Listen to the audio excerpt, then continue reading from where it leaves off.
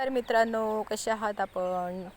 मजेत ना? मजेतच असायला पाहिजे देवाच्या कृपेने. मित्रांनो, आज मी घेऊन आलेली आहे तुम्हाला कढीपत्त्याचं झाड दाखवायला. हे आहे कढीपत्त्याचं झाड. कढीपत्ते आपण किचनमध्ये सदैव वापरत असतो, फोडणी देण्यासाठी, वरणाला, भाजीला किंवा सणासुदीला आपण जो फराळ बनवतात, चिवडा वगैरे, त्याच्यामध्ये टाकण्यासाठीही आपण हे कढीपत्त्याची पानं उपयोगात घेत असतो. या कढीपत्त्याचे विविध उपयोग आहेत.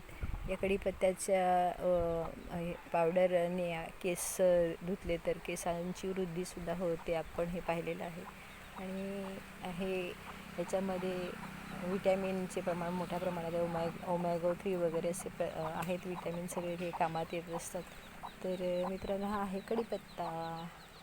आणि एकच रोपटं लावलं तर त्याची अनेक रोपटी तयार होत असतात. हा माझा अनुभव आहे. माझ्या घरी मी लावलेली आहेत ही झाडं, त्याच्यामुळे खूप सारे रोपं याची निघत असतात. आणि ह्या सीझनला तर मग आपल्याला बघायलाच नको. बघा ही खालपर्यंत कशी रोपटे ही उगवलेली आहेत ही कढीपत्त्याची. तर जेवणामध्ये याचा वापर तुम्ही करत जा. ह्याचं विटॅमिन आपल्याला खूप उपयोग येत असतात. आणि असाच कडुनिंब असं सांगतात, ते हे कडुनिंबाची पानं आहेत. ह्याची पानं ओळखण्यासाठीच मी तुम्हाला दाखवते ही. तर ही बघा, ही कडुलिंबाची पानं आहे. ह्याला ब्रेक आहे.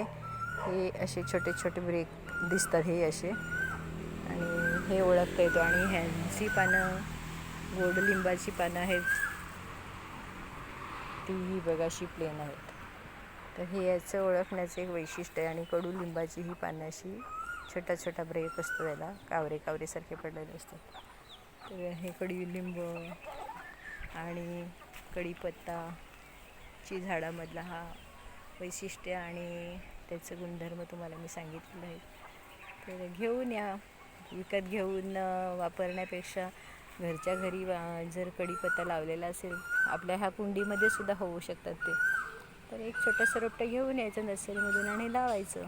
खूप सारी त्याची रोपं तयार होतात, आपल्या नातेवाईकांना वगैरे देण्यासाठी पण कामात येतात.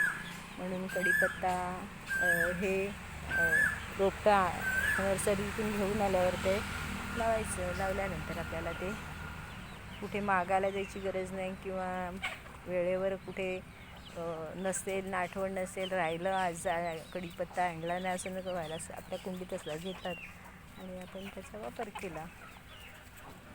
तर अशा प्रकारे हे कढीपत्ता घेऊन या, लावा आणि मस्त त्याचा आस्वाद घ्या. Thank you very much. Good evening.